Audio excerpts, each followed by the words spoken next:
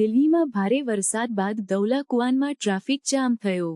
દિલ્હીમાં ભારે વાવાઝોડા અને ભારે વરસાદ પછી ધૌલા કુઆન વિસ્તારમાં ખાસ કરીને ટ્રાફિકમાં ભારે વિક્ષેપ જોવા મળ્યા।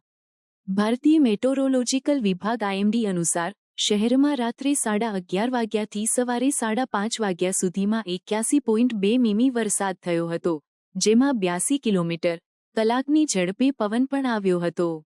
ભારે વરસાદના કારણે NH48 ધૌલા કુઆનથી મહિપાલપુર, ગુપ્તા માર્કેટ પાસે રિંગ રોડ અને ઓખલા અંડરપાસ જેવા મુખ્ય માર્ગો પર ભારે પાણી ભરાવા જોવા મળ્યા।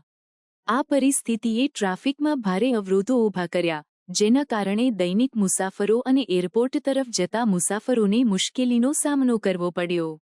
પરિસ્થિતિને ધ્યાનમાં રાખીને દિલ્હીની ટ્રાફિક પોલીસે મુસાફરોને અસરગ્રસ્ત માર્ગો ટાળવા અને વિકલ્પ માર્ગો પર જવા માટે સલાહ આપી હતી। સત્તાવાળાઓએ પબ્લિક વર્ક્સ ડિપાર્ટમેન્ટ PWD સાથે સંકલન કરીને વધારાના પાણી પંપો તૈનાત કર્યા અને પાણી ભરાવાને ઝડપથી દૂર કરવા પ્રયાસ કર્યો। આ પ્રયાસો છતાં દિવસભર ટ્રાફિકમાં વિક્ષેપ ચાલુ રહ્યા। ધૌલા કુઆન વિસ્તારમાં વારંવાર પાણી ભરાવાના મુદ્દાને ધ્યાનમાં રાખીને દિલ્હીની સરકારે નિવારક પગલાં લેવા શરૂ કર્યા છે। PWD મંત્રી અટીશીએ અધિકારીઓને આ વિસ્તારમાં નિકાસ વ્યવસ્થા સુધારવા અને તેને પ્રતિ કલાક 100 મીમી વરસાદ સંભાળવા યોગ્ય બનાવવા સૂચના આપી છે।